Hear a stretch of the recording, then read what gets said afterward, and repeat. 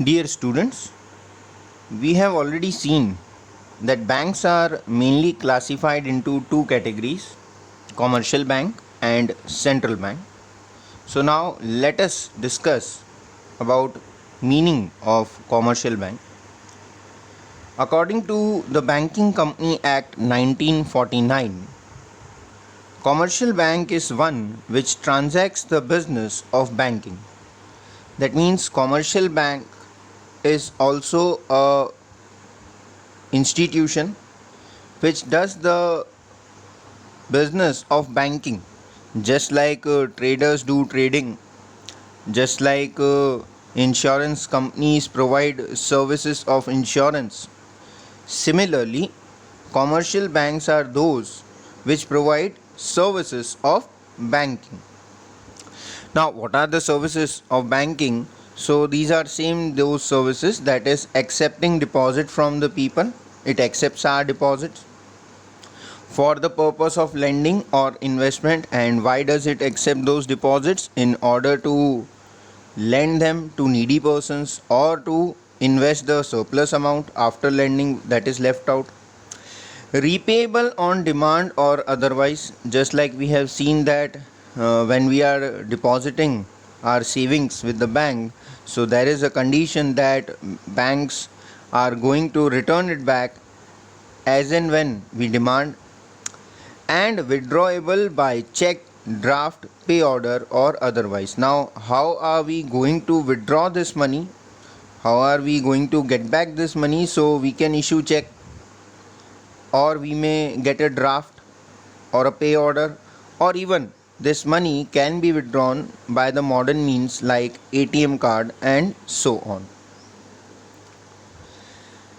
That means a commercial bank is a business unit which provides banking services for profit. So as said earlier, that commercial bank is also a business unit just like any other business unit, but these banks provide banking services. Okay, it does not provide any physical goods, but it provides services, and it provides services of banking.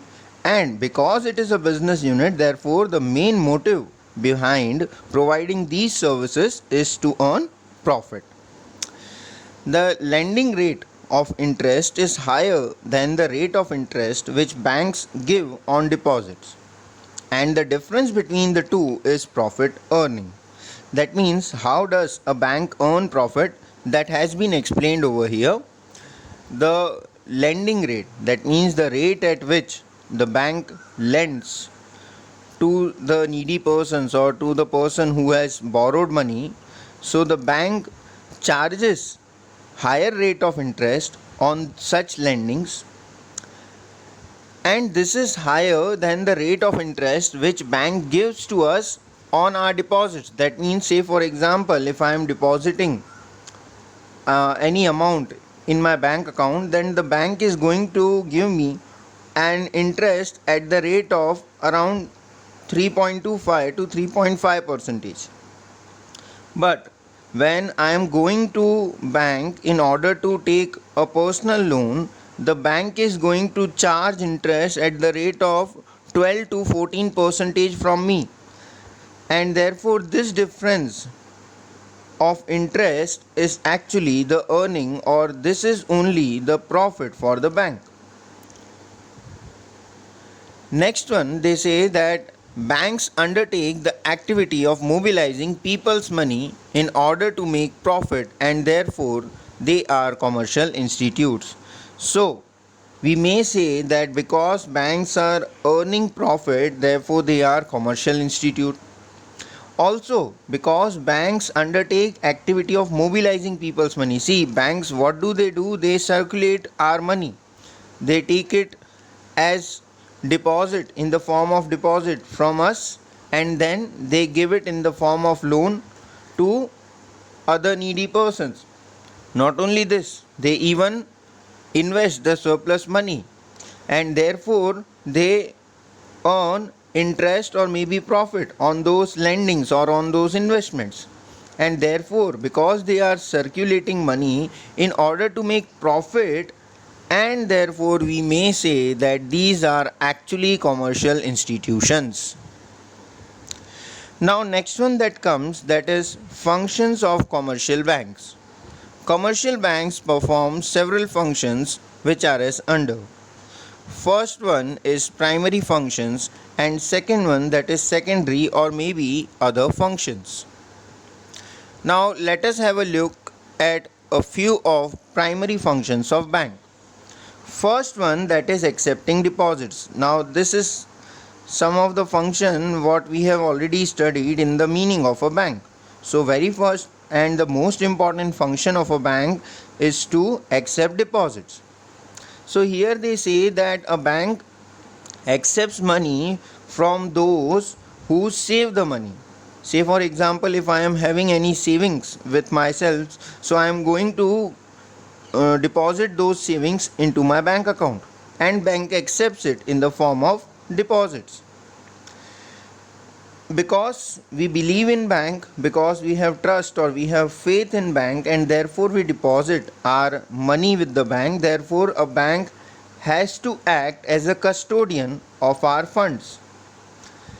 And therefore, because we are depositing our money, we are depositing our savings with the bank, and due to this, bank provides interest on those deposits.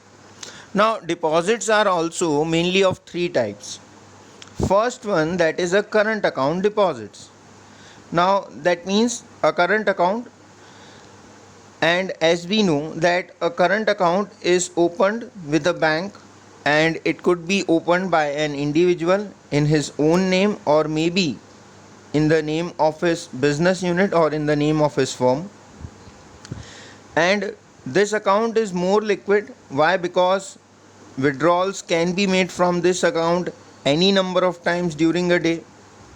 Moreover, customers are provided with a checkbook in order to withdraw that money. But unlike the other accounts, here in current account, the bank do not provide any interest. That means if we are depositing any money in current account, we are not going to get any interest on such accounts.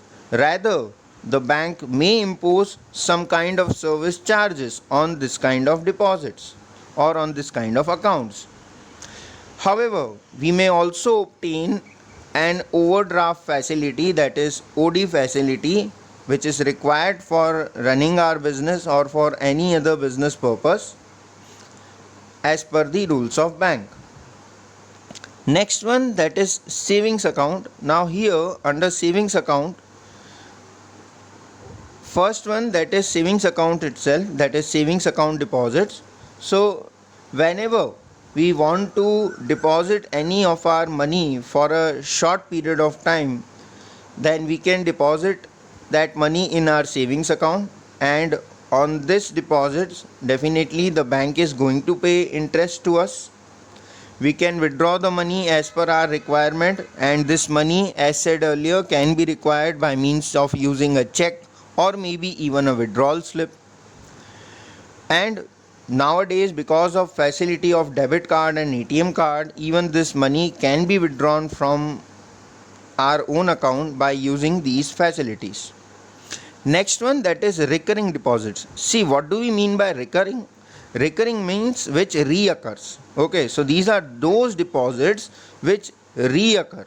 Okay, it is also a kind of savings deposit itself, but those people who do not wish to save or cannot save at a time bigger sum of money, okay, especially there are certain class of persons which are not able to save a big sum of money at a same time, so they can save and deposit small amounts each month for a certain time duration in this kind of account. That means here a fixed sum of money is to be deposited into the account at a fixed interval of time for a certain period of time. Thus, the savings are gradually increased, and not only this, we are also getting interest on this accumulated money, and therefore these are known to be recurring deposits. Also, if a person skips to deposit some month's money in this account, say for example, if a person forgets to deposit that sum of money for a particular month, then that person may have to pay a penalty along with some loss of interest, because the deposits are not made timely. Therefore, at the next time when the person is going to deposit amount into that account, he is going to be charged with some penalty, and because the payment is delayed, therefore a loss of interest has to be borne by that person. Next one, that is fixed or also known to be long term deposits. As the name itself suggests, that these are deposits for a fixed period of time, and generally those people who want to deposit money for a long period of time, they choose such kind of deposits because the amount is utilized by bank for a fixed period of time and for a long period of time. Therefore the bank pays highest rate of interest on such deposits. Out of the above types of deposits, the highest amount of interest is paid by the bank only on these kind of deposits. Nowadays, even just like a current account holder may get an overdraft facility over their current account, similarly nowadays a customer may get overdraft facility also on this kind of fixed deposits. Now, next one, that is providing credit facilities. When any individual or investor or any other person, they need any kind of money or any kind of funds, then they can borrow those from banks, and the bank also provide them credit by charging some interest. In terms of time period, this borrowing or this credit, it can be for a short term, medium term or long term. However, these time periods are not strictly fixed, but generally in a theoretical sense, short term is considered as a period up to 1 year, medium term is considered to be a period from 1 year to 5 years, and long term is a period which is more than 5 years and up to 15 years. The purpose of credit can vary with person to person. That means it can be for some personal reasons, it may be used for some agricultural activity, or it may be utilized for business activities. The rate of interest charged on these different kind of loans is also different. Next one, that is payment and withdrawal facilities. A bank provides easy payment and withdrawal facility to all its customers. This payment can be made or this withdrawal can be done from the bank account in the form of check, or it may be by using withdrawal slip, drafts, pay order, ATM facilities, credit card, debit card. Not only this, nowadays also internet banking, mobile banking, these may be utilized in order to make any payment from our account or in order to withdraw some money from our account. Thank you, students.